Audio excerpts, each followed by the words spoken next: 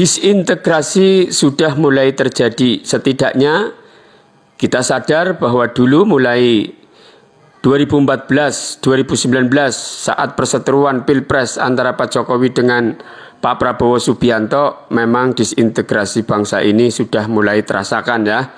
Cebong kampret, kemudian dan seterusnya lah. Banyak sematan-sematan yang negatif dituduhkan untuk kepada lawan untuk merendahkan lawannya. Oleh karena itu, kita harus ingat bahwa ini adalah tata cara penjajah untuk mengadu domba agar kita, kekayaan alam kita, bisa diangkut oleh mereka. Dan ingatlah bahwa penjajah akan menggunakan orang pribumi untuk menjadi pembelanya dengan iming-iming upeti. Di hadapan televisi, di hadapan rakyat Indonesia, seperti bijak, seperti orang tua. Kalau seperti yang disampaikan tadi kami bisa terima. Tapi ketika kemarin katanya berkunjung ke Tanjung Burung kalau nggak salah, selalu dinarasikan bahwa yang ngusir preman, disebut preman. Padahal itu warga yang ada di sana, yang memang betul-betul merasakan dampak baik itu dampaknya baik atau kurang baik. Artinya apa? Masyarakat di sana itu Pak Karni tidak seperti yang dibayangkan Pak Said Didu ya. Contoh waktu rombongan Pak Said Didu demo di daerah Paku Haji. Itu di framing juga, padahal di situ warga masyarakat karena memang tidak ingin diprovokasi gitu loh. Nah, dinarasikan sebagai padahal itu warga asli gitu loh. Dinarasikan preman, janganlah seperti itu. Kalau warga asli itu dalam rangka untuk karena dia yang tahu persis persoalan atau dampak, karena di sana ada CSR, ada pendidikan, ada bantuan taman dan lain-lain.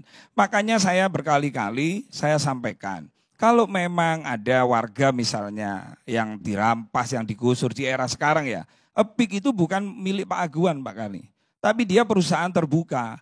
Bang Said Didu juga bisa memiliki saham di sana gitu loh. Jadi narasi-narasi membenturkan pendemo dengan warga masyarakat. Ini saya sampaikan mewakili warga masyarakat di sana. Kita ini di framing preman, padahal kita ini warga asli di situ. Sekian Pak Karni. Pak Rofi, saya poster saya itu masih nempel di 3 desa yang nama saya sangat jelek dan saya minta enggak dicabut, biaran aja. Itu dah serangan pribadi kepada saya berbulan-bulan oleh warga asli, oke? Yang kedua, mengirim demo ke rumah saya, itu masih saya bisa maklumi. Jadi jangan juga menanggap warga asli bisa berbuat seenaknya kepada orang lain.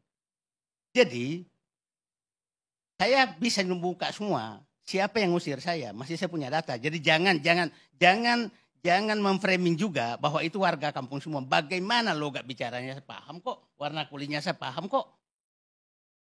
Pak Said Didu kalau yang demo ya, yang Paku Haji bukan, itu jadi, warga asli. Yang bukan. Anda menyatakan bahwa seakan-akan yang mengusir saya itu selalu warga asli. Oke? Jadi gini, lihat poster di desa-desa sana. Apa nama-nama itu? Said. Wajar nggak mengganti namanya saya dengan seenaknya? Oke? Dan Anda maklum itu. Yang mana Pak Said? Udahlah. Banyak sekali. Wajar nggak orang mengirim buzzer ke milik pribadi saya? Ngomong seenaknya. Wajar nggak itu? Pak Said Didu juga melakukan hal yang sama. Sama Pak Said Didu juga sama. Pak Said Didu menarasikan bagaimana PIK, bagaimana PSN, bagaimana. Kan seperti itu Pak Said Didu. Itu kebijakan. Bedakan dengan pribadi. Bukan. Kebijakan bukan boleh. Pak Said Didu. PSN adalah PSN kebijakan.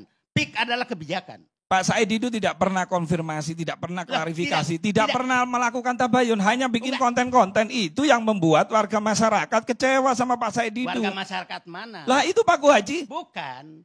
Warga masyarakat mana? Begini. Saya. Pak Said Didu, tidak akan ada asap. Tidak akan ada asap kalau tidak ada api, Pak Said Didu. Tidak akan ada marah kalau tidak ada kebusukan yang mau dibongkar. Oke? Hanya orang marah kalau ada orang mengkritik, kalau itu bersih tidak akan pernah nih marah. Pak Said Didu, sampean berdemo boleh ya, sampean minta hak demo untuk dihargai. Tapi haknya masyarakat juga ketika melakukan menjaga agar tidak terprovokasi, ya juga dia punya hak gitu loh. Begitu, Pak Said Didu. Jalan, sampean membangun narasi masjid dirobohkan, mana faktanya? Kapan saya pernah? Ada di podcast, ada Edi Mulyadi, Bang Edi Mulyadi. Kok ucapannya Mulyadi kok ke Anda? Bukan, Bang Said Didu juga membiarkan gitu loh. Apa urusannya saya dengan Edi Mulyadi? Loh, karena sampean podcast kan sama Bang Edi Mulyadi. Begini, coba sampean jawab deh sekarang ya.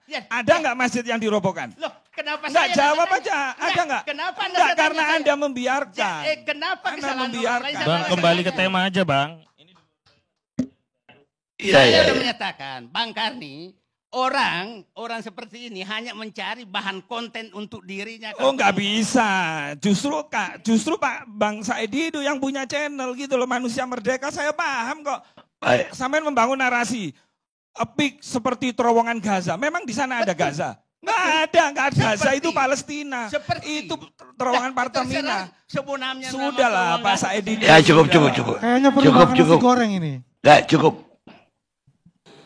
Ya, ingat di film-film kolosal zaman dulu itu bagaimana Belanda subur di negeri kita adalah karena banyaknya orang munafik di antara kita, orang kita sendiri. Oleh karena itu kita harus waspada dengan polemik pagar laut yang ramai saat ini. Justru orang yang membela kepada rakyat dituduh macam-macam, intoleran. Kemudian apalagi HTI mau mendirikan khilafah. Analoginya di mana? Orang dia sekarang menerima undang-undang yang ada di negeri ini dan mereka malah menggunakan juga istilah-istilah syariat Islam untuk membela pendapatnya, untuk mencurigai orang lain. Apa? Ihya'ul mawad dan lain sebagainya.